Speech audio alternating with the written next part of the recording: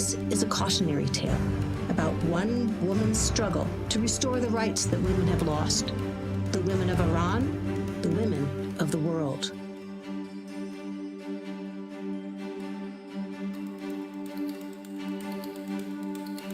Shirin Ebadi, Until We Are Free.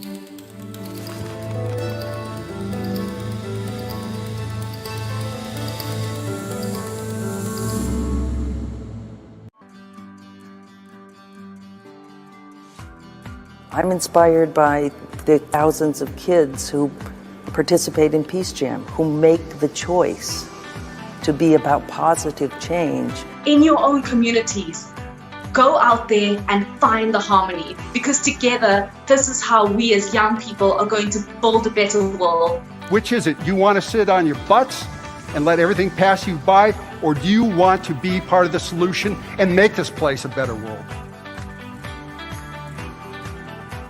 I think there is greater potential, future of humanity becoming more compassionate, more peaceful, more harmonious. Vamos a pedir que toda la gente del mundo sea solidaria y que los refugiados tengan voz, puedan organizarse, no sientan opresión y mucho menos sientan rechazo de la sociedad. I do believe peace, freedom, and justice. And when you have those beliefs in your heart and in your soul, then it is only natural to work for peace in our world. When it comes to changing the world, the three most important things you need are community, community, community. For the first time, you realise you're not alone. You're standing there and that there are others fighting your fight. There are people in your corner and you see everyone there and anything feels possible. Having young people come together and celebrate each other, witness each other, share ideas and that kind of hope, it's infectious. Generar los puentes de unidad entre los pueblos frente a tantos conflictos, guerra y la situación que está viviendo la humanidad. We become good leaders when we are willing to be the ladders, to elevate other young people, to push them to another new level. That makes a great leader. نفع ما در اینه که جامعه‌مون بهتر بشه. نفع همه ما به همدیگه بسته است. We're convinced that ordinary folks can change the course of the future for all of humanity. Magic that PeaceJam brings, it's allowing our youth to realize their worth and value in order to inspire others to do the same. We know in our hearts that the truth is we're called to love and we're called to be loved. So for the young people here tonight, I would like to say to them, don't be afraid to love. You know, you might get hurt, you might get disappointed, but you will get great joy out of the fact that you take risks to love. Don't wait for someone to shine a light on your path. You be the light on your own path, and by lighting your own path, you're lighting the path of others.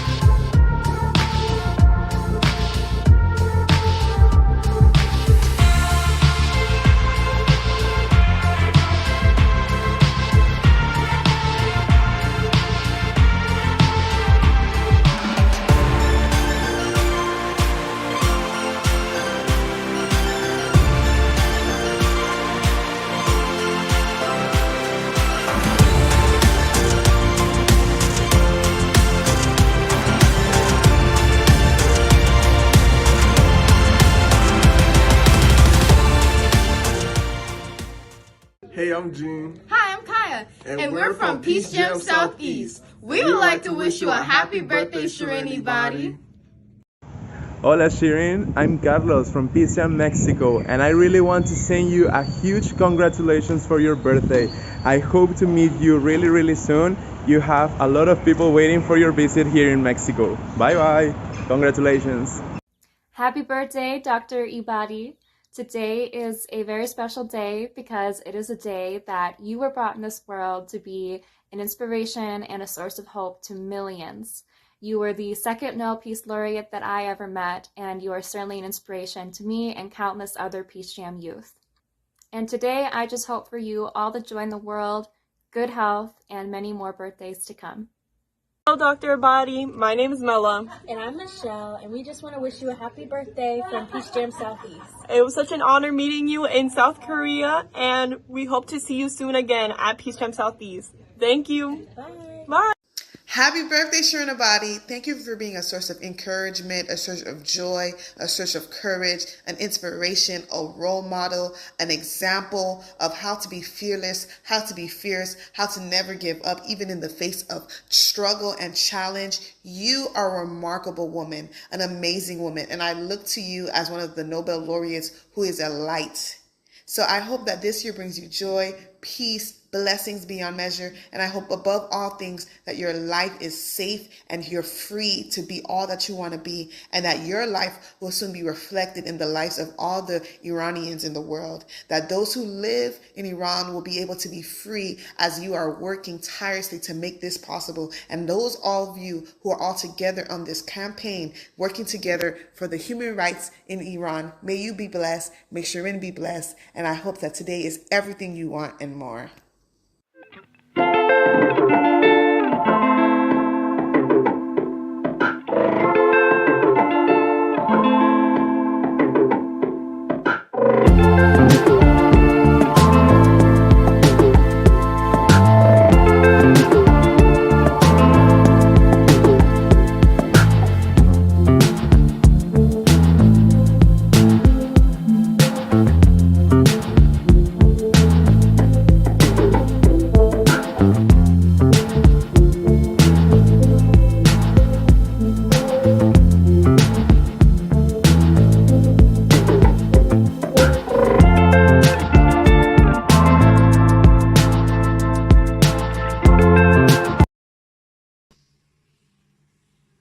Hi, my name is Dawn Gifford Engel, and I'm the director and writer of the film Shirin Ebadi, Until We Are Free.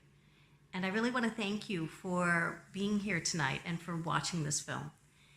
It's an honor to know that so many people care about what's happening in Iran right now and are willing to support the brave women, especially the women and girls who are leading this charge.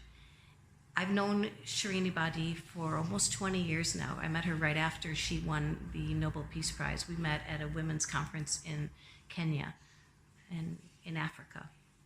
And right away I was struck by how brave she was. She was just extraordinarily strong, and also by how brilliant she was, what an incredible legal mind she has. And I've been so impressed, and I've followed her and worked closely with her for many years. And I always wanted to make a film about her. I've been asked to talk about the genesis of the film, and it really was my growing admiration for her as I saw what she was going through in her own country and everything that they threw at her and how she would not back down. And then 3 years ago, which was the 40th anniversary of the creation of the current regime in Iran, she and several others announced that they were calling for a United Nations-led referendum to allow the people of Iran themselves to vote on the kind of government that they wish to have.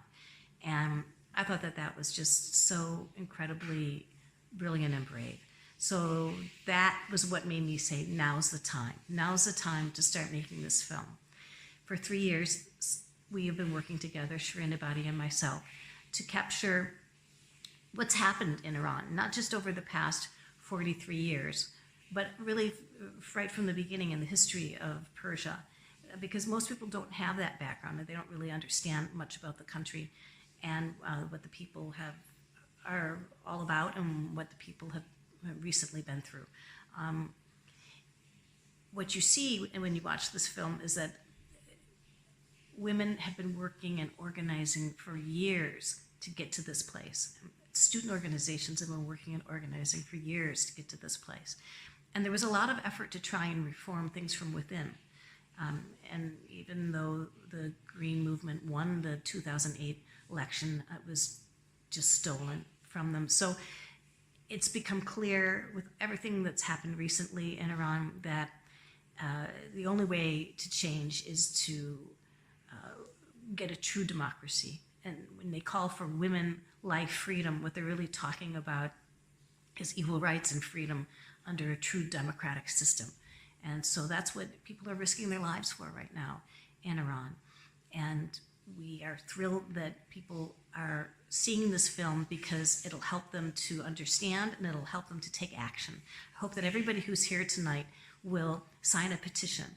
If you go to the Amnesty International site or Center for Human Rights in Iran, they also have some great petitions. It's very important to let those who are risking their lives within Iran know that they have the support of many different people around the world. So standing in solidarity with the women of Iran, that's what we're asking everyone to do. Also, if you wish to share this film, it's free for you to organize a community screening. We have a community screening kit, we have a study guide, we have everything for free. This film, we want as many people around the world as possible to see this film. So please, you can contact me directly, Dawn Engel, DAWNENGLE @gmail.com. I'll get you everything you need. Thanks for being here and for supporting the cause. And let's work together to support these women to help bring true democracy to the people of Iran. Thank you. Hello everyone and welcome to the live stream event in honor of Shirin Ebadi's birthday. Today we will be watching the documentary Until We Are Free. My name is Senora Lynn Edouard and I'm the film liaison for this campaign. On behalf of the PeaceJammers Foundation, Billion Acts, Shirin Ebadi, and the Shirin Ebadi Foundation, I welcome you to our event. This documentary takes us on the courageous journey of Shirin Ebadi, who is a human rights activist, lawyer, and Nobel Peace Prize laureate from Iran. We encourage you, who are viewers, to add your questions into the chat, to feel free to have discussion, give your comments, give your suggestions, give your thoughts as we are watching the film together. Questions from the chat in this particular event will be featured in our next event, which is happening July 28th at 10 a.m. Eastern Time. We're going to have a live stream panel featuring Dawn Engel, the director of the film, and Shirin herself with some special guests. You'll be able to have your questions asked and answered by the woman of the hour, who today is her birthday. Happy birthday again to you, Shirin. I want to remind you of this event because it's very important. And if you stick around to the end, I'll give you some information about how you can get involved with our campaign, share your reflections, or even host your own screening. So now, without further ado, here's our film.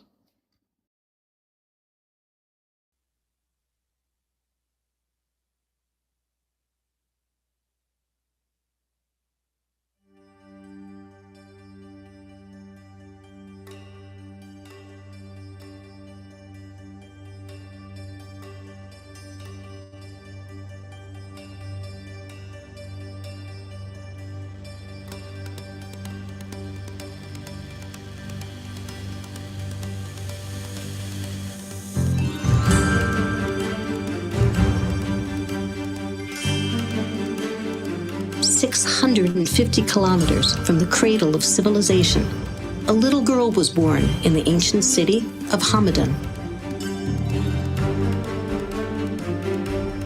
She was the second oldest of 4 children, and her father and mother loved her dearly.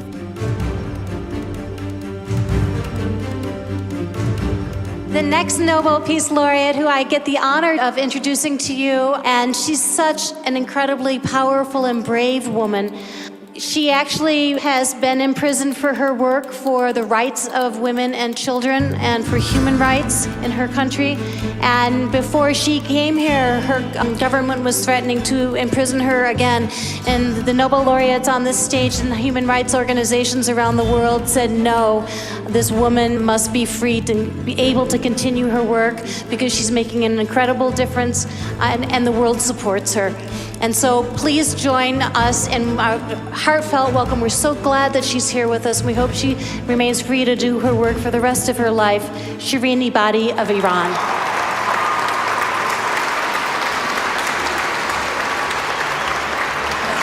وقتی که مردمی سالها بهشون ستم میشه و از حقوق اولیه خودشون محروم هستند، در اثر ناامیدی ممکنه سر به عصیان بزنند و آتشی برافروزند که هم خود و هم سایرین را بسوزانند. وقتی که 80% ثروت جهان در دست 1% مردم اونه، ما چطور میخوایم انتظار داشته باشیم که دنیایی سرشار از آرامش و صلح داشته باشیم؟ بی‌عدالتی در جهان از بین ببریم، فاصله بین فقرا و اغنیا رو چه در سطح ملی و چه در سطح بین المللی کم بکنیم، آن وقت میبینیم که جهان به سوی آرامش خواهد رفت.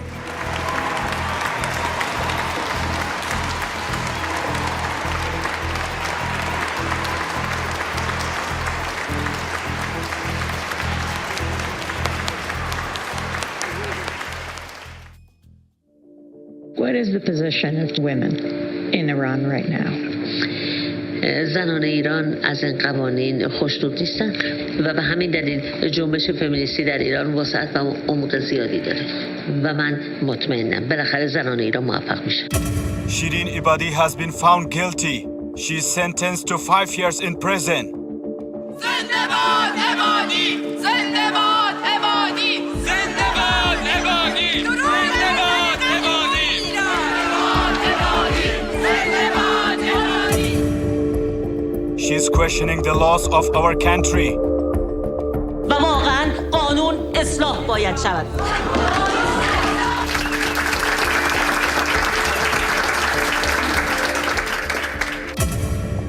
She is questioning Islamic punishments. کارهایی که تو ایران اتفاق افتاده، فجایعی که شما کردین، بیشتر از اون چیزیست که بشه چشم‌پوشی کرد. Then the death threats against Shirin and her daughters started to increase, to intensify. ملت ایران اشتباه بزرگی را مرتکب شد.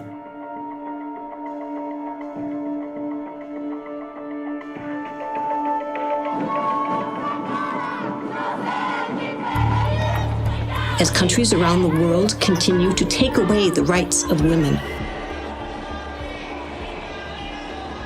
Sometimes slowly, sometimes in the blink of an eye.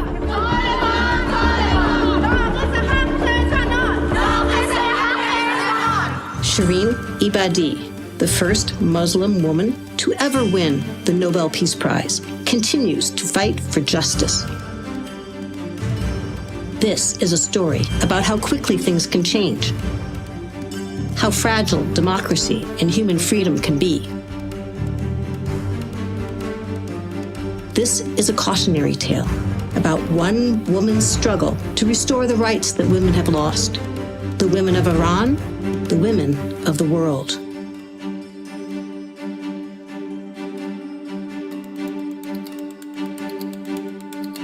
Shirin Ebadi, until we are free.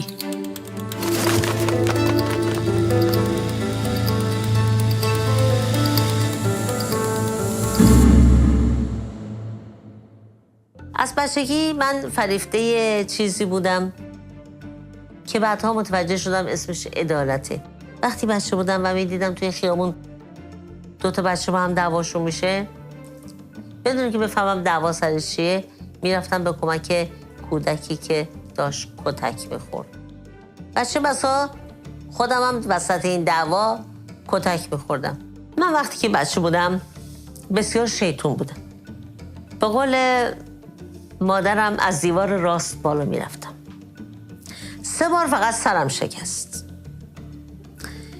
و مادرم وقتی که از من صحبت میکرد میگفت هیچ وقت من یادم نمیاد که تو یه جای بدن زخمی نبوده باشه، بس که بچه پرتحرک و شیطانی بودم.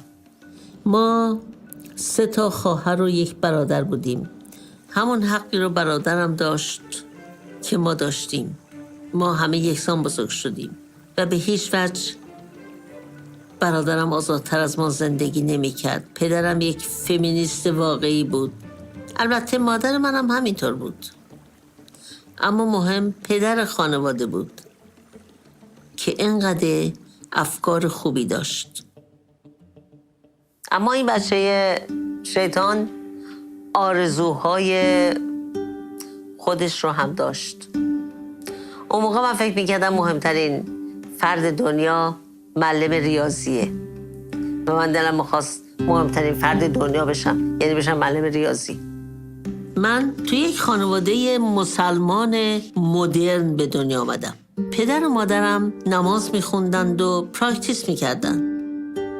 اما جالبه که بدونین من توی مدرسه مسلمان‌ها درس نخوندم. من رفتم مدرسه زرتشتی‌ها. یه دلیل ساده داشت. اونا مدرسهشون نزدیک خونه ما بود. خیلی هم خوب بود. پدرم میگفت دلیلی نداره مدرسه مسلمانی بری.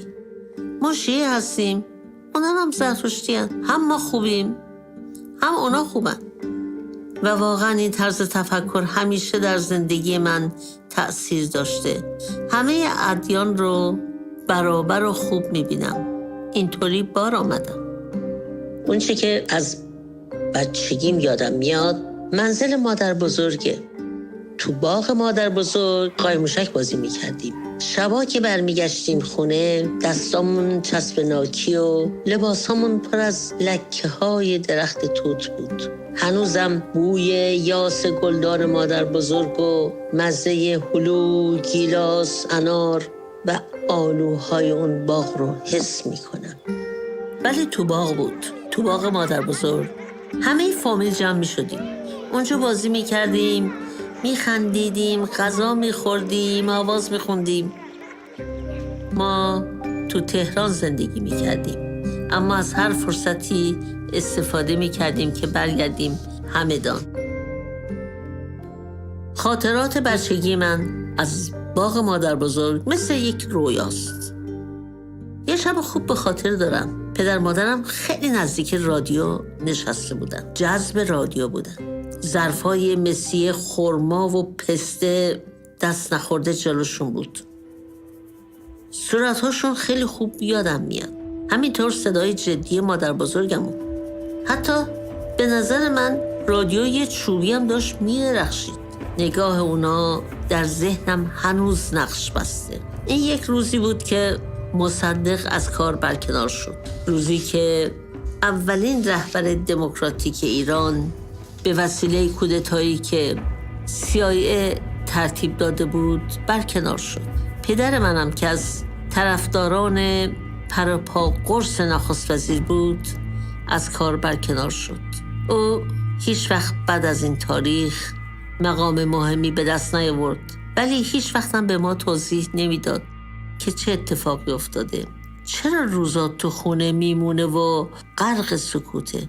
از اون روز به بعد پدرم هیچ وقت تو خونه صحبتی از سیاست نمی کرد و از این جهت زندگی من جدا از سیاست شکل گرفت. چیزی از مسائل سیاسی به یاد ندارم مگر همان شب مرداد 32. با بزرگ شدن انسان آرزوهاش هم بزرگتر میشه. البته بزرگی در سنین مختلف تفسیرهای مختلف هم داره. پدرم خانه نشین شده بود و شغلش از دست داد و این برای خانواده کافی بود. به همین دلیل پدر اصرار داشت که ما به دانشگاه‌های خوبی بریم تا بتونیم به عنوان تکنوکرات به کشور خدمت کنیم. به همین دلیل منم تصمیم گرفتم برم دانشکده حقوق. اطلاع از تاریخ مملکت ما توجیه کننده شرایطی است که در سال 1965 تو ایران وجود داشت. Shirin's parents were born a century ago in a country that was known as Persia. For more than 2,000 years, Persia was a global hub of culture, science, art, and technology. Persians led the field of research in algebra and astronomy. They were inventors and innovators. They wrote the first book of modern medicine. For centuries, the latest in human thought and the finest of worldly goods traveled across this great realm. Slavery was forbidden, and servants were required by law to be paid. And women had a more equal role than in most of the rest of the world. Women owned land. They owned businesses. They held professional positions. And even the advent of the new religion of Islam did little to change this underlying fundamental culture of Persia.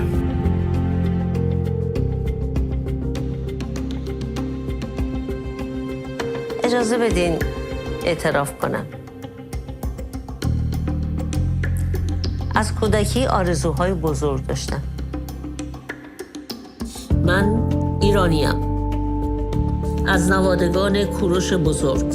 همان امپراتوری که 2500 سال قبل از این اعلام کرد. اگه من رو نخواهید، من بر شما حکومت نمی کنم. کوروش هیچ کس رو وادار به تغییر مذهب نکرد. More than 2,000 years ago, Cyrus the Great incorporated Babylon into his realm, and an event unique in ancient history occurred. Cyrus the Great freed all of those who had been captured as slaves, including those who were Jews. The Bible gives a detailed account of his decree to end their long and painful Babylonian captivity, freeing them from slavery. در سر تا سر ایرانی که تحت تسلط کوروش بود، همه جور مردم آزادی داشتند. لوح حقوق بشر کوروش یکی از قدیمی ترین و مهمترین اسناد حقوق بشره. In this way, Cyrus the Great built a multi-ethnic empire based on the principles contained in his charter. It became the largest empire that the ancient world had ever seen. People were allowed to keep their own religion and culture, as long as they paid their yearly taxes to the king.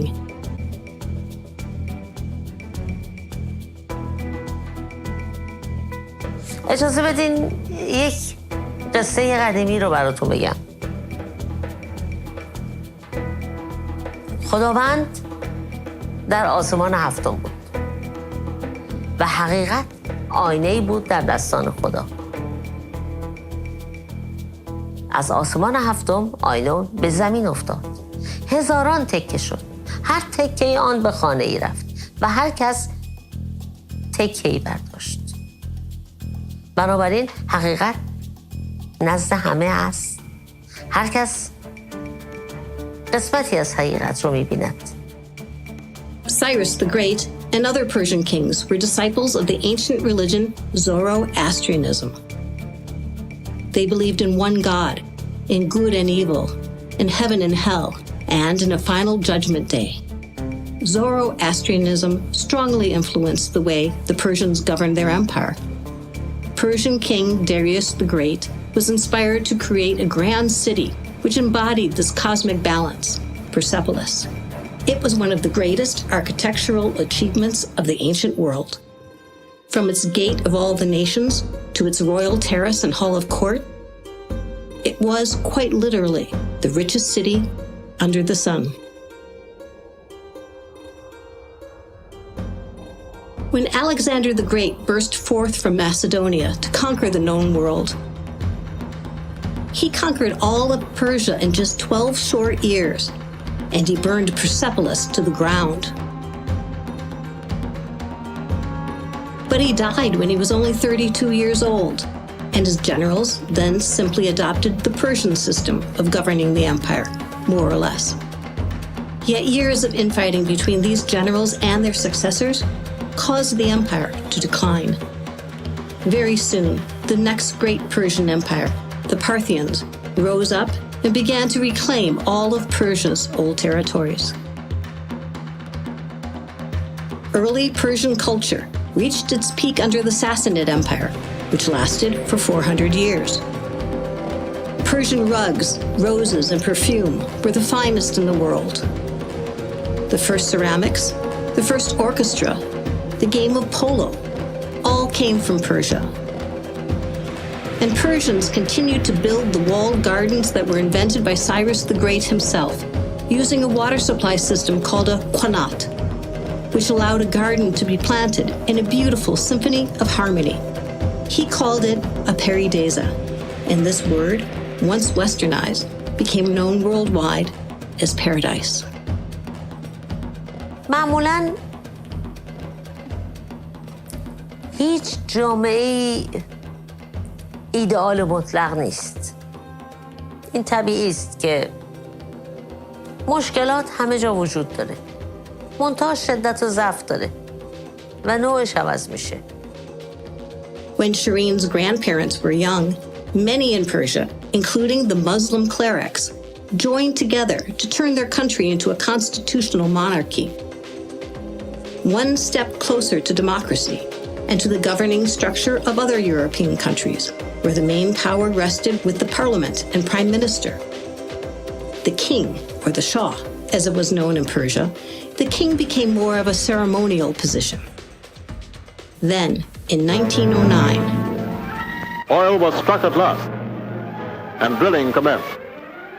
The great oil company was formed. A British company called Anglo-Persian Oil controlled production, and for the next 50 years, Persia's oil refinery was the largest in the world, supplying all of the United Kingdom's petroleum needs. Tremendous and dramatic change came to the country of Persia as a result. Initially, only 16% of the net profits from the oil went to the Persian people. 84% of the wealth left the country.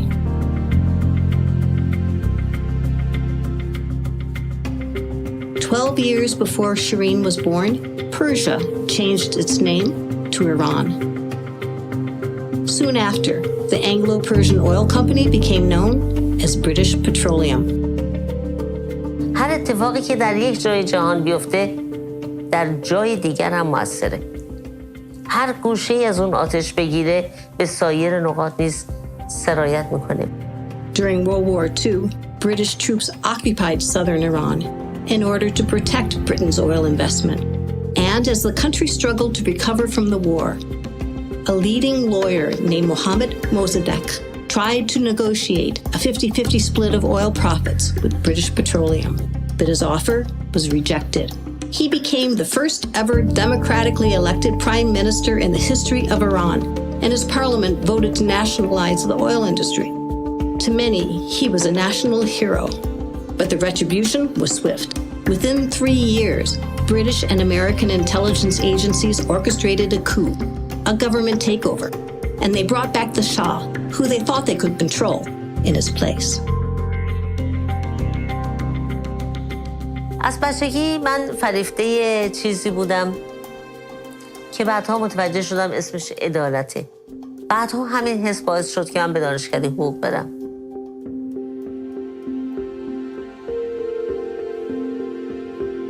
ورود به دانشکده حقوق نقطه عطفی تو زندگی من بود. بحث‌های سیاسی در دانشگاه اون روزا خیلی رواج داشت. اما من خودم زیاد سیاسی نبودم. همیشه عصرها با دوستان میرفتیم تو کافتریا میشستیم. حرفای مربوط به جوانا و زمان خودمون رو داشتیم. Students started to protest against the Shah in Tehran, Europe, and the USA. دانشجوها همیشه تظاهرات میکردن. گاهی من و دوستام هم تو این تظاهرات شرکت میکردیم. The Shah's modernization program created rapid urbanization and westernization. It also prompted concerns. Outlets for political participation were minimal, and opposition parties were banned. Social protest was often met with harassment, and illegal detention and torture were commonplace under the Savak, the Shah's secret police force. Outwardly, with the swiftly expanding economy, everything seemed to be going well in Iran. But in reality, as the huge divide between rich and poor continued to grow, the Shah's autocracy began to be seen as corrupt and unjust to many of the people. وقتی که دانشکده رو تمام کردم همین حس باعث شد که قاضی بشم. برای اینکه فکر می‌کردم به اجرای عدالت بهتر میتوانم کمک کنم و افتخارم میکردم به این شغلم. هر روز کت و دامن و کفشی که 4-5 سانت پاشنه داشت میپوشیدم. با افتخار به دادگستری میرفتم. در شغل جدیدم هیچ مشکلی با جامعه نداشتم. همه من رو خوب پذیرا شده بودن. من جز اولین سری زنهایی بودم که در ایران قاضی شده بودن. قبل از ما زنها اجازه قضاوت نداشتن. من خیلی زودم ترقی کردم. برای اینکه در امتحانات دادگستری شاید اول شدم و ضمناً همان زمان هم کتابی نوشته بودم در مورد حقوق جنایی و شهرتی در حد خودم که یک قاضی جوان بود داشتم. و من شدم رئیس دادگاه شهرستان تهران. تو اون سال یادمه من جوانترین کسی بودم که به این شغل رسیده بودم بین زنا و مردان. با شوهرم آشنا شدم. دوست مشترکی ما رو به هم معرفی کرده بود. جواد مهندس جوان و تحصیل کرده‌ای بود. ما چند بار با هم رفتیم بیرون، معاشرت کردیم. جواد درخواست ازدواج کرد. من بهش گفتم ما فقط 6-7 ماه همدیگر رو میشناسیم، بهتره کمی فکر کنیم. گفت خیلی خوب، چجوری؟ گفتم 1 ماه دیگه همدیگر رو نبینیم و با هم تلفن نکنیم، ببینیم چه احساسی داریم. 2 مرتبه اگر علاقه‌مند بودیم به همون شدت اول با هم عروسی میکنیم. خلاصه 1 ماه تمام شد. بعد هر دوتای ما تصمیم گرفتیم که ازدواج کنیم و همسرم رو خودم انتخاب کردم.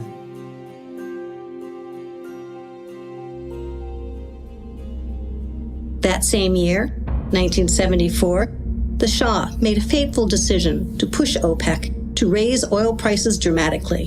Western economies were hurt and gas lines formed. The Shah collected billions. In 1975, he declared that Iran was a one-party state and banned all political parties other than his own. That made his dictatorship complete. He was the king of kings. Tanks rumble across the desert as one of the world's strongest military powers flexes its armored muscle. The country is Iran, which hopes by the 1980s to have the 4th largest armed forces in the world after the United States, the Soviet Union, and China. You are Britain's biggest arms customer at the moment. Do you mean to keep it that way? If the world situation stays what it is, we have no other choice. How effective is the cooperation that Britain is doing with Iran at the moment on military equipment? Well, I think it's very substantial. Most of our armor is British. Foreign advisors helped him craft a plan to use his billions for even faster growth, but it was too much, too soon. Inflation skyrocketed. A wave of rural workers were drawn to Tehran for jobs that did not exist. Factory workers and government employees went on strike for 6 months. The Shah declared martial law, and his military opened fire on protesters during what became known as the Black Friday Massacre. Soon, the cries of "the Shah must go" changed to cries of "death to the Shah." تا رسید به سال 56 و 57. تو اون سالها مردم عادی کسی خمینی رو نمیشناخت و با خمینی آشنا نبود. خمینی یک روحانی بود که مخالف شاه بود. در این مدت گاهگداری یک اطلاعیه صادر میکرد، اما بیشتر تو افراد مذهبی و تو مسجدا خونده میشد. مردم عادی زیاد باهاش آشنا نبودند. Khomeini's books were banned during the Shah's time, and if they were found in someone's home, they could be punished, imprisoned. در همین هنگامی که سر و صدا بالا گرفته بود، خمینی مورد توجه عده‌ای از مخالفین شاه و عمدتاً دانشجویان خارج از ایران که در اروپا و آمریکا تحصیل می‌کردند قرار گرفت. Many of these young supporters gathered around him and demanded that he be resettled in France. And this move to France resulted in more widespread communication of Khomeini's words. رفتن به فرانسه باعث شد که امکان ارتباطی خمینی خیلی بیشتر بشه. بیانیه‌هاش هر روز از ایران میرسید و این باعث شد که تعداد زیادی از مردم اونو بشناسن. به ما وعده میدادن که در جمهوری اسلامی به استقلال و آزادی میرسیم. حرفایی که آقای خمینی قبل از اینکه به ایران بیاد میزد خیلی قشنگ بود. او میگفت که همه آزادن، زنا برابرن، خیلی حرفای خوب دیگه. و ما هر روز اعتراض و راهپیمایی میکردیم. Iranians from every strata of society were shouting, "Down with the Shah." وقتی به یه عده‌ای ظلم میشه و فریادرسی ندارند، وقتی چند نسل زیر خط فقر زندگی کردن و امکان بهبود زندگیشون نیست، ممکنه در اثر ناامیدی عقل رو فراموش کنن و دست به خشونت بزنن.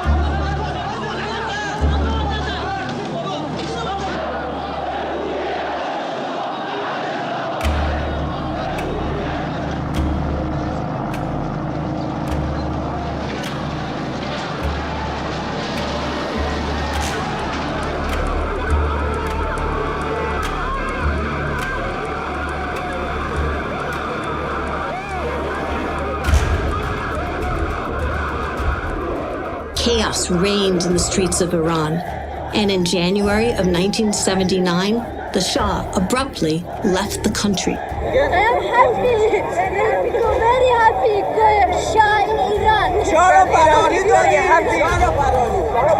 I'm terribly delighted. This is something that Iranians have been waiting for many, many years. And today you can see the reaction. This is the reaction of people who are just overwhelmed by what has happened. What is the meaning of this? The meaning is that they're hoping that they will be a free country from now on. They're hoping that, the U.S. support of the Shah has not had any effect, So you can see it. Are you a student or a teacher? No, I'm just a businessman. Just an ordinary I'm an Iranian, but also a businessman. Have you ever seen anything like this in your life? No, never. And I always wish that I would be living when I see a day like this.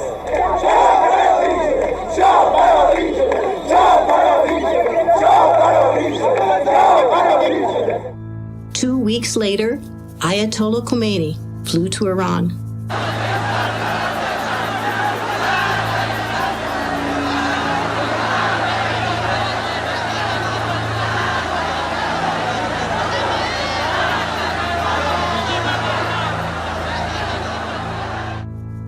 And he appointed a pro-democracy leader to act as interim prime minister. Suddenly, everything seemed possible. Books that had been banned were being printed, and there was fervent talk of constitutional reform. But there was a dark side as well. One man who has been taking firm action is the Ayatollah Khalkhali. It was he who announced he was sending armed guerrillas on a mission to assassinate the Shah in his exile. He is also the power behind the Islamic revolutionary courts held in the mosques, which have dominated Iran since the revolution.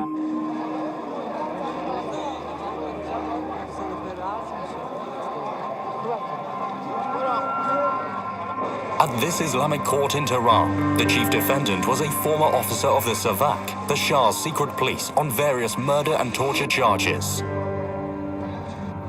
The trial was held in the mosque of Tehran's largest prison, the Qasr. The proceedings were started with a recitation from the Quran, and 3 Muslim clergy were presiding. The defendant confesses his crimes, while insisting that he had to act under orders, but a death sentence is widely expected. Outside in the prison grounds, the public can examine the grim instruments of torture once used by the secret police, and nearby, the simple graves of former Shah officials already executed after going before the revolutionary court.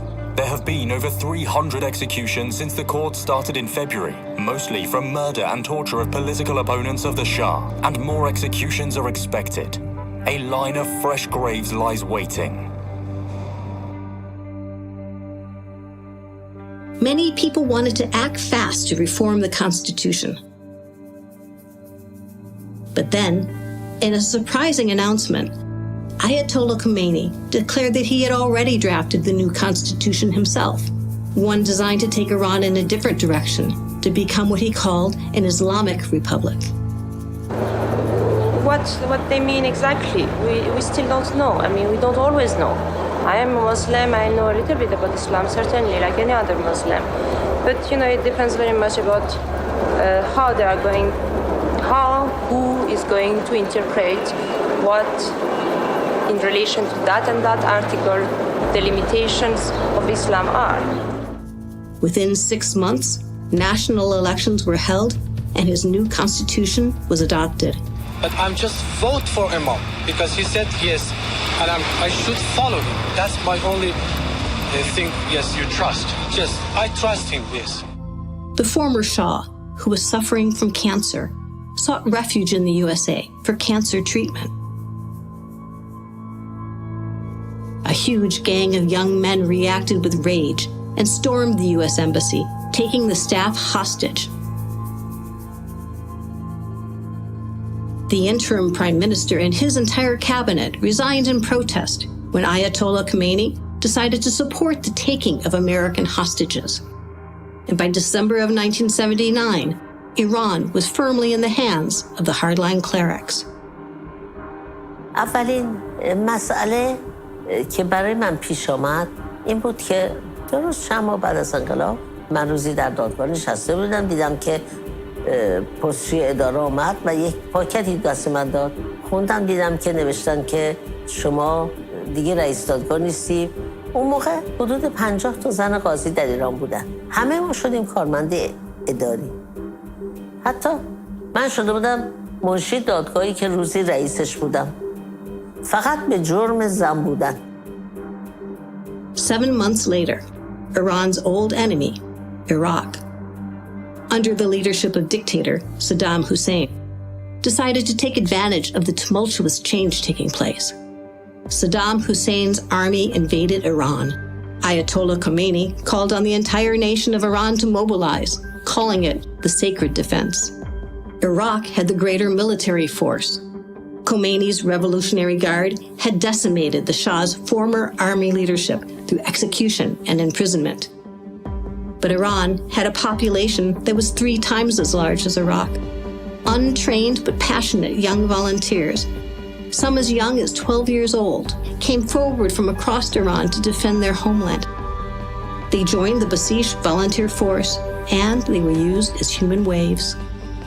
By the end of the war, 95,000 Iranian child soldiers were martyred for the cause.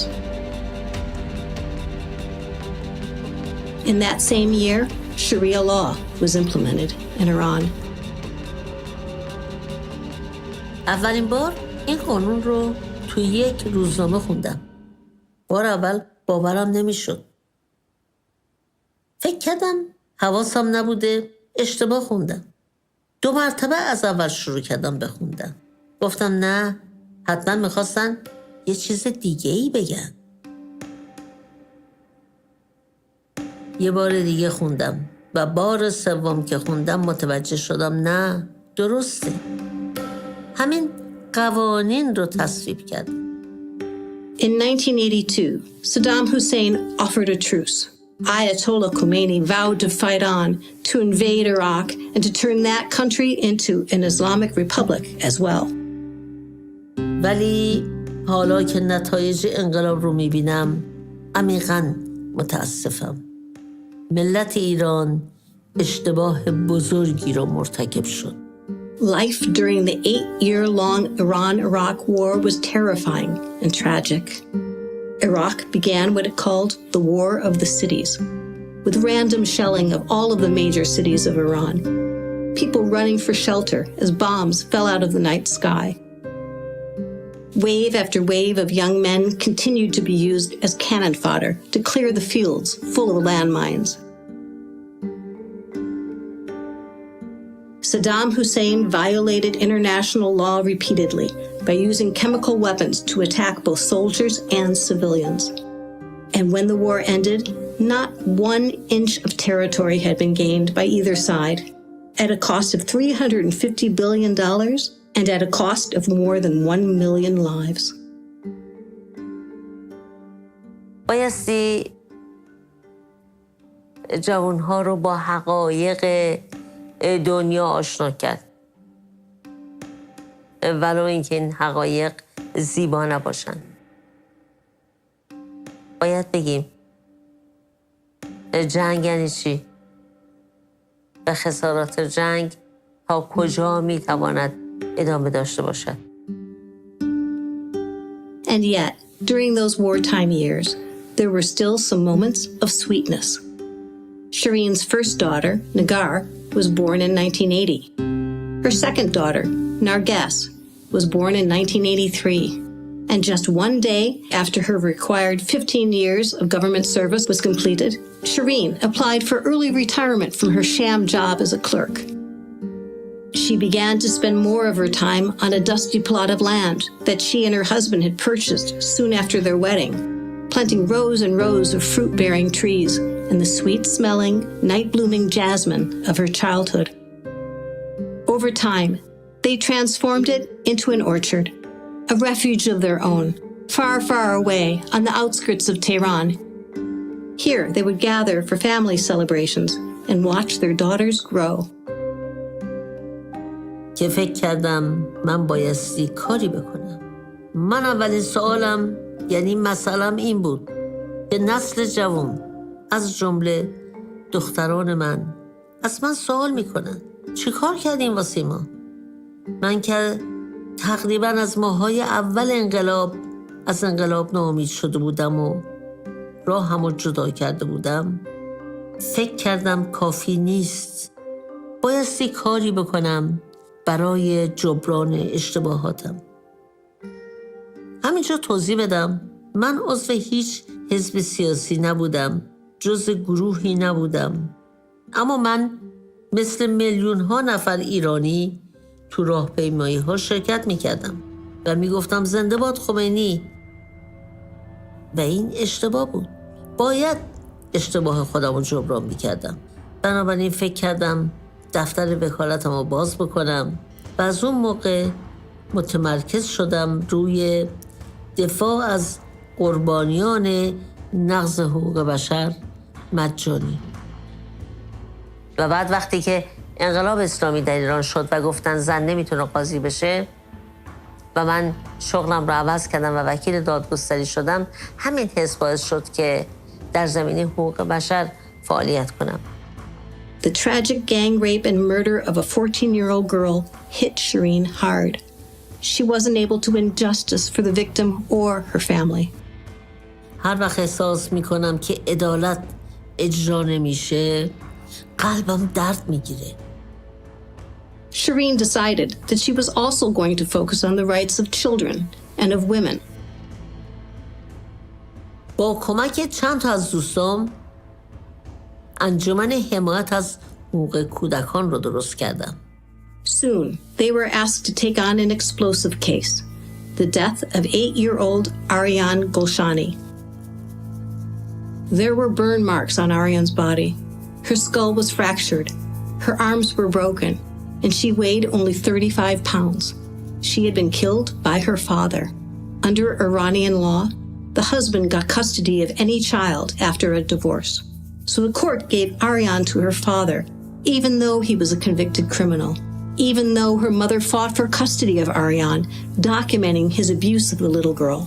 Shirin and her fellow lawyers held a funeral for Ariane before the trial. At the end of the funeral, they each took a flyer with the tragic details out into the streets of Tehran to let others know what had happened. The courtroom was packed with women who showed up in solidarity with Ariane's mother. The trial ended with a conviction of murder.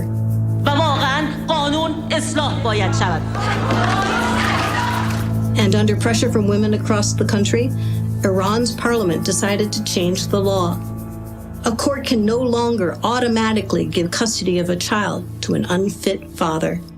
کودکان به مناسبت اینکه آسیب پذیر هستند و نمیتونن مثل یک بزرگسال از خودشون دفاع کنن، نیازمند مراقبت‌های بیشتری هستن. Shirin's Society for Protecting the Rights of the Child opened free schools for street children in Tehran because these children are some of the most vulnerable. All of the teachers are volunteers. Shirin decided to open a new foundation, the Center for the Defense of Human Rights. حدود 30 تا وکیل همکار ما بودن. ما از قربانیان نقض حقوق بشر رایگان دفاع میکردیم. چون اون موقع دیگه پرونده های من اونقدر زیاد بود که خودم به تنهایی نمیتونستم دفاع کنم. بایستی همکارانم به من کمک میکردن. Soon, Shirin and her colleagues were asked to take on a dangerous case. 2 leading intellectuals and dissidents in Iran were murdered in their home in the first of what became known as the chain murders. Within months, their daughter asked Shirin to represent her and to try to find some sort of justice. چه که من به خانواده فروهر میخواستم بهش برسن این است که چه کسانی و با چه هدفی دستور کشتن فروهر و فروهرها رو داده بودند. An employee of the Iranian Ministry of Intelligence was arrested and charged with committing the murder. But before the trial could begin, he committed suicide in jail, supposedly by drinking hair removal cream. Shirin showed the court dozens of bottles of hair removal cream she and her staff had collected from stores across Tehran. None of them was toxic. ما با 2 یا 3 کارمند جزء وزارت اطلاعات طرف نبودیم. اونها دستور گرفته بودند. اونها اجازه کشتن داشتن. اونچه که مهم بود برای ما این بود که چه کسی به اونها این اجازه و دستور رو داده بود که اونها آدم بکشن. The chain murders of leading dissidents and intellectuals continued to occur. In the summer of 1999, there was a public backlash. University students in Tehran began to protest the closing of a liberal newspaper that had continued to report about the so-called chain murders of leading dissidents in Iran. Security forces and parliamentary vigilantes retaliated yesterday during a nighttime raid on a student dormitory. Many protesters were seriously injured and 1 student was killed. The family of the murdered student asked Shirin to represent them. She was able to secure a videotape which recorded the confession of the man who had killed him. But the court completely rejected his testimony, calling it false. من وکیل مدافع توی یک پرونده سیاسی خاص بودم. وقتی که شاهد رو به دادگاه معرفی کردم، هم من و هم شاهد دستگیر شدیم و به زندان رفتیم. من 25 روز تو زندان بودم. تمام مدت تو انفرادی. سلول من اونقدر کوچیک بود که اگر قدم کمی بلندتر بود نمیتونستم پامو دراز کنم و بخوابم. فقط یک لامپ داشت که تمام 24 ساعت روشن بود. هیچ گونه پنجره‌ای به بیرون نداشت و من نمیدونستم که شب یا روز در سکوت کامل قرار گرفته بودم. دسترسی به رادیو، تلویزیون یا روزنامه هم نداشتم. اجازه ملاقات با هیچ کس، حتی وکیل مدافع هم نداشتم. کاملا ایزوله بودم. تحمل تنهایی و سکوت محض بسیار سخته. Human rights organizations around the world continued to denounce the chain murders. In the spring of 2000, in an unprecedented move, the government launched an internal investigation and soon admitted partial complicity in the killings. 6 months later, the lawyers representing the chain murder victims were given 10 days to read the investigation's findings. There were stacks and stacks of documents, and in one of those files, Shirin found a sentence that would haunt her for years to come. The next person to be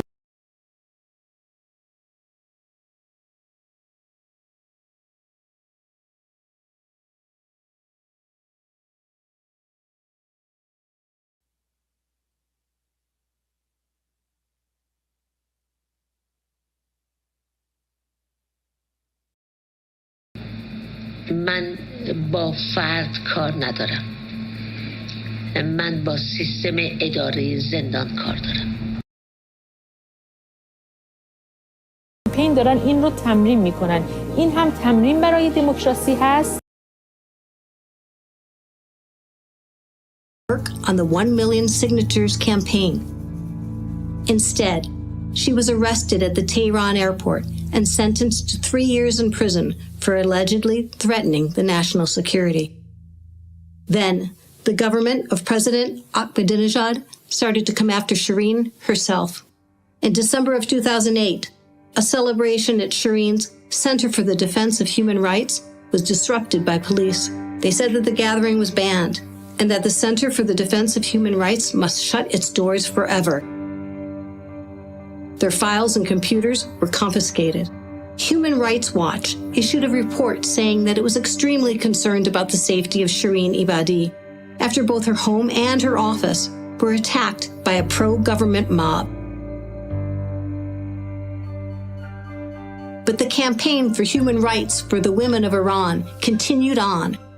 They were joined by others who were also full of discontent, all coming together to challenge the ironclad rule of the hardliners in Iran.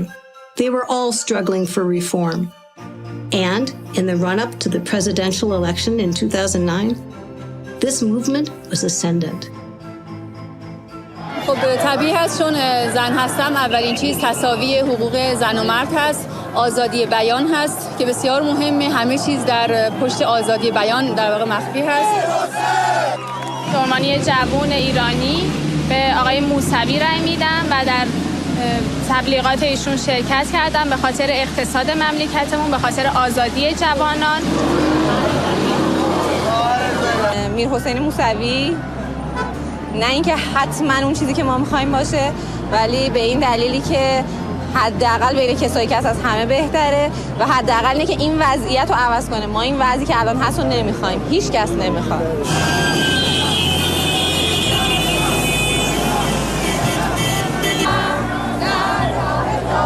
اگر کاندیداهایی که حمایت از حقوق بشر رو جزء برنامه‌شون گذاشتن انتخاب بشن، طبیعتاً چون مردم حق سوال دارن و این میتونه مؤثر در بهبود وضعیت حقوق بشر باشه.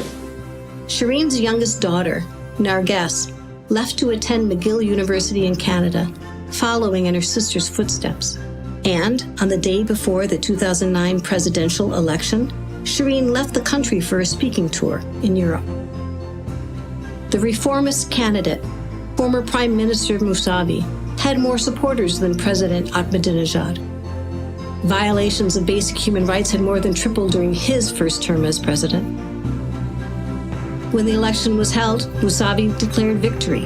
His supporters celebrated the triumph of their green movement for change.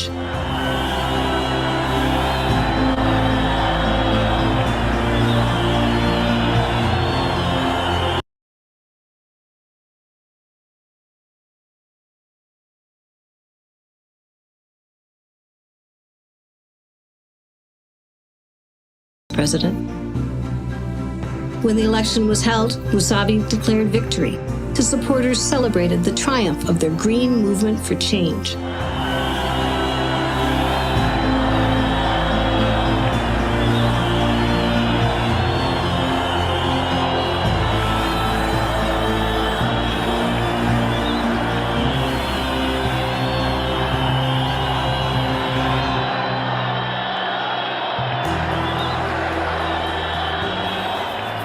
But then, in a sinister turn, President Ahmadinejad declared that no, he had won the election in a landslide and with more than 2/3 of the votes. Ayatollah Khamenei ratified these false results, giving him a second term as president. Iran erupted in protest in the largest demonstrations to be seen across the country since the 1979 revolution.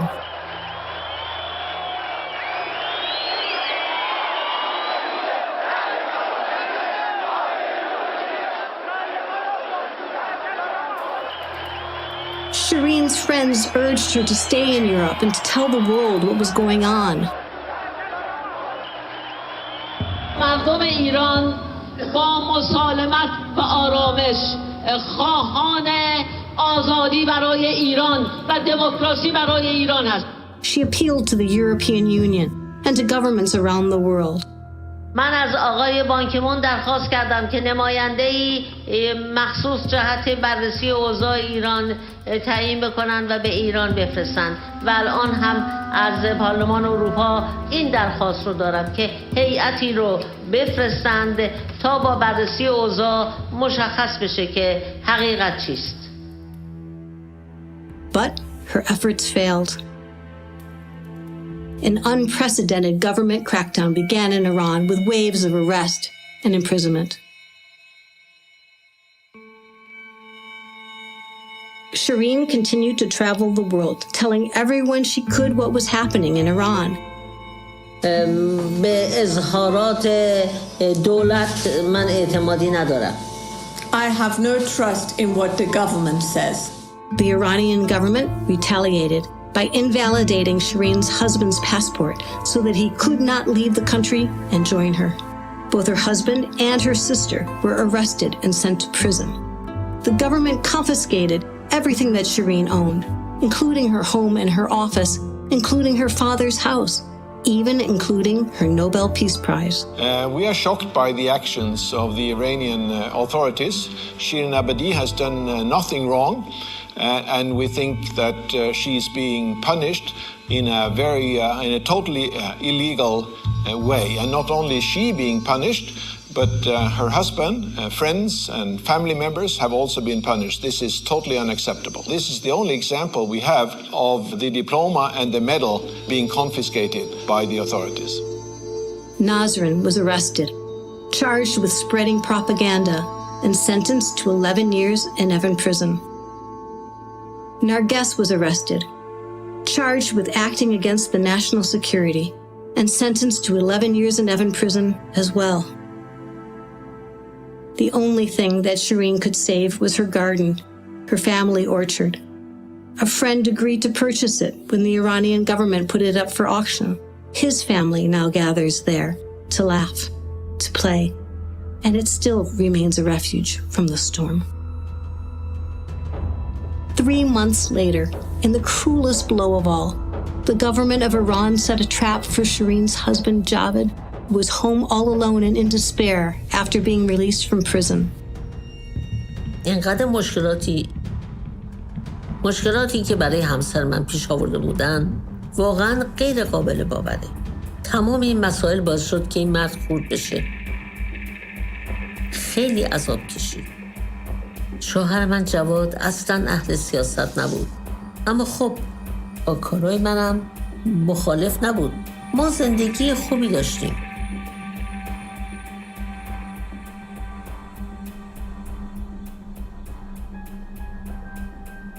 تو سال 88 براتون گفتم که اینا مامورین امنیتی حمله کردن دفتر من و من به ایران برنگشتم. اون موقع اینا یک حقه کثیفی رو در مورد شوهر من به کار بردن. یکی از آشنایان قدیمی رو وادار به همکاری با خودشون کردن و اون از شوهر من و یکی از دوستای سابقش دعوت کرده بود توی خونش. بعد اینها رو با هم آشتی داده بود و گفته بود حالا که تو زنت نیست میتونید 2 مرتبه دوستیتون رو با هم برقرار کنی. و خودش با صحنه سازی از اتاق رفته بود بیرون بعد از خوردن شام. وقتی که شوهرم که مشروبم خورده بود اون زن رو میبوسه و باهش عشق بازی میکنه، 10 دقیقه بعد در اتاق دیگه‌ای باز میشه. مأمور امنیتی با یک دوربین فیلم برداری میاد بیرون و میگه که تمام صحنه‌ها فیلم برداری شده و همونجا شبانه شوهر من دستبند میزنند و میبرن زندان. اول به جرم خوردن شراب بهش شلاق میزنن و بعد توی دادگاه رئیس میگه تو که زنا کردی، حکم سنگساره. شوهر من میگه من میخوام وکیل داشته باشم، دفاع کنم. رئیس دادگاه میگه فیلمت اینجاست، من فیلمتو میبینم، چه دفاعی میخوای بکنی؟ حکم سنگساره، وکیلم نمیخواد. و برش میگردونن با چشم بسته به همون سلول انفرادی که بود. همین موقع یکی دیگه از مامورین امنیتی که اینجور مواقع نقش پلیس خوب رو بازی میکنه اومده بود به سلول و گفته بود که اگه بخوای این حکم از بین ببریم همه چی هم تموم بشه باید بیای در فیلمی که مطالبی که ما میگیم رو بگی و ما فیلم برداری کنیم و توی تلویزیون نشون میدیم. شوهرم ناچار قبول میکنه، مجبور میشه. در ابتدا هم گوینده تلویزیون میگه نگاه کنید، زنی که قهرمان شما مردمه ببینین چهره دیگری هم داره، از زبان شوهرش بشنوید. بعد همسرم آزاد میشه. اما همون موقع به من تلفن میزنه و گریه کنان داستان رو میگه. من بهش گفتم خونسردی تو حفظ کن، من با این گونه مسائل آشنا هستم، میدونم اینا برای خرد کردن منتقدانشون چه حقوقهای کثیفی دارن. Iranian intelligence officers continue to interrogate him on a weekly basis, demanding that he make his wife stop speaking publicly against them. She is your wife. You have to be able to control her, they said. و تمام این مسائل باعث شد که این مرد خورد بشه. خیلی عذاب کشید و در نهایت با پیشنهاد خودش ما از هم جدا شدیم که شاید اذیت و آزار حکومت تموم بشه و او هزینه همراهیش رو داد. Javed suffered diminished mental capacity as a result of this imprisonment and abuse. He continues to live in Iran under the care of his sister and family. Today, Shirin is based in London and works all over the world. Both of her daughters are highly educated and successful. Nagar lives in the USA. Narges lives in London as well, and they remain a tightly knit family. They keep in touch with Javed by telephone, though he continues to suffer from dementia. یکی دو تا از همکارام که هنوز دستگیر نشده بودن به من گفتم به ایران برنگرد. گفتم چرا؟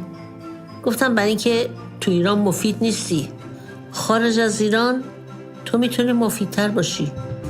برو حرف بزن، بگو سر مردم چه بلایی آمده. و من دیدم درسته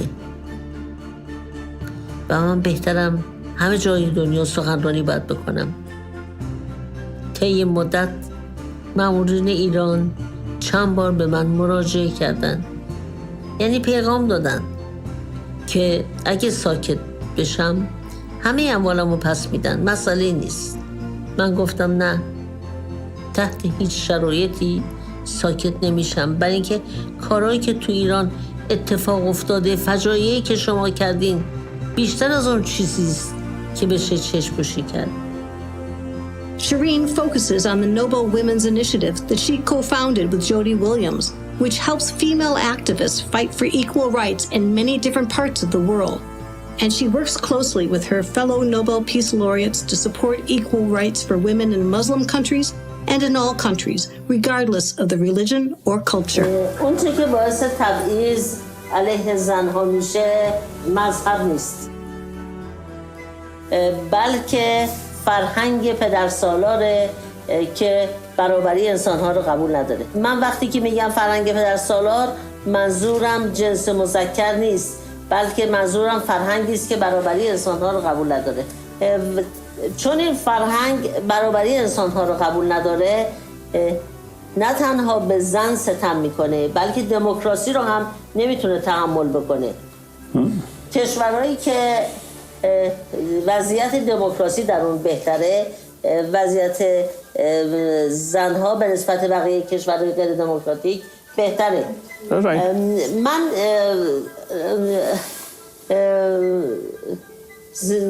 زنها هرچند قربانیان این فرهنگ غلط هستن، اما حامل و باز تولید کننده این فرهنگ هم هستن. برای اینکه یادمون نره که هر مرد زورگویی بالاخره در دامن یک زن تربیت شده. من اینه که زنها رو آگاه بکنیم به این فرهنگ غلط. اون وقت با این فرهنگ اگر مبارزه کنیم میبینیم که در داخل هر تمدن و هر مذهبی میتونیم تساوی حقوق رو داشته باشیم.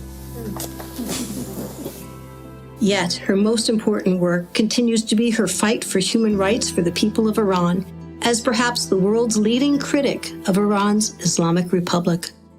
پشت نام اسلام پنهان میشن تا بتوانند نیمی از زنان، یعنی نیم از جامعه، یعنی زنان رو از حقوق خودشون محروم کنن و بتوانند کشتار انسان‌های بیگناه و عملیات تروریستی خودشون رو توجیه کنن.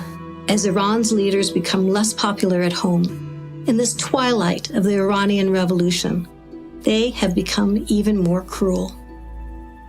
On November 16, 2019, massive protests erupted across Iran when the regime raised gasoline prices by more than 50%. Cries of "death to the supreme leader" rang out across the nation. The hardline leadership responded by cutting off the internet and then opening fire to crush the people who had filled the streets. They killed more than 1,000 of the protesters, and many more were imprisoned. In January of 2020, Iran mistakenly shot down a commercial airliner full of college students returning to Canada to resume their university studies.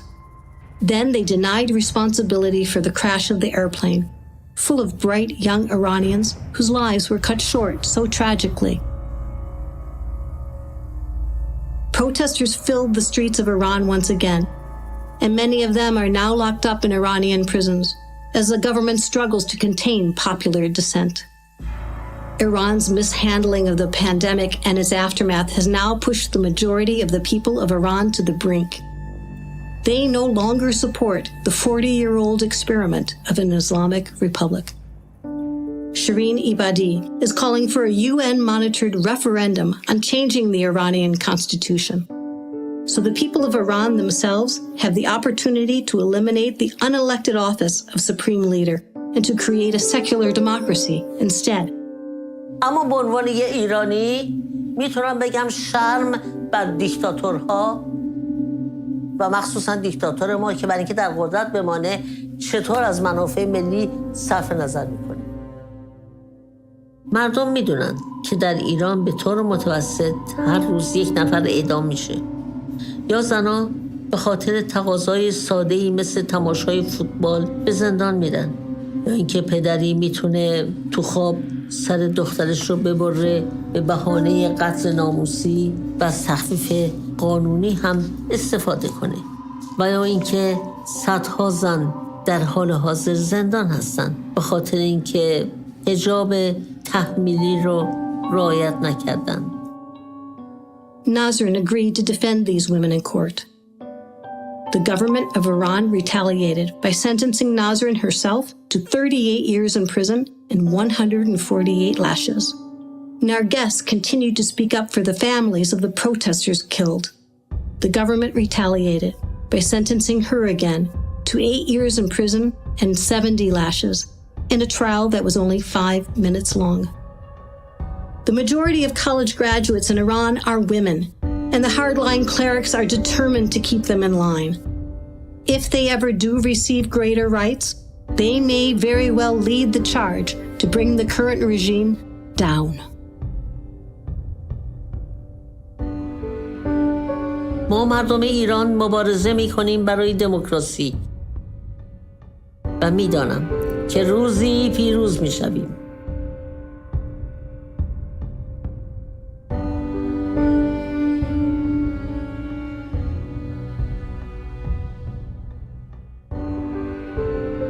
من می‌دانم که روزی به ایران برمیگردم که خیلی هم دور نیست. من هر روز صبح با این رویا از خواب پا میشم و میدانم این رویا هم مثل بسیاری از رویاهایی که تو زندگی داشتم به تحقق خواهد پیوست. دوباره می سازمت وطن، اگرچه با خشت جان خیش. ستون به سقف تو میزنم، اگرچه با استخوان خیش. دوباره میبویم از تو گل به میل نسل جوان تو. دوباره میشویم از تو خون به سیل اشک روان خیش.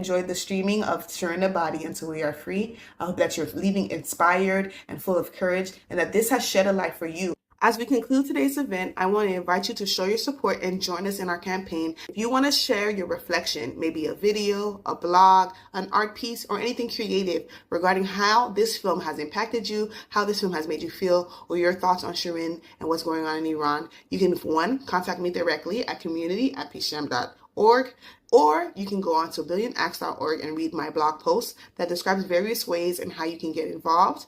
You can also go on our TikTok at PeaceJam and see some various examples and create your own. And by tagging us, tagging the PeaceJam Foundation, tagging PeaceJam Family on TikTok, or wherever you find us on social media, I'll have the links below. You can get involved by bringing awareness to what's happening right now.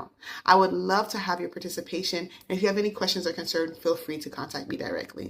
Before we sign off, I also have to remind you that this is not your final opportunity to ask questions, to get involved, or to be engaged with Shirin in the work that she's doing. Remember to mark your calendars for July 28th at 10 a.m. Eastern Time because we will be having our panel event. Okay, this is going to be another opportunity to engage in riveting conversation and get your questions answered personally by Shirin and Don Engel, the director. Once again, on behalf of the PeaceJam Foundation, Shirin Ebadi, Billion Acts, and Shirin Ebadi Foundation, I want to thank you for sticking around and watching this film with us. Please remember, until we all are free, none of us are free. Continue with us on this journey, follow us on our socials, and don't forget to reach out if you have any questions. Have a good night.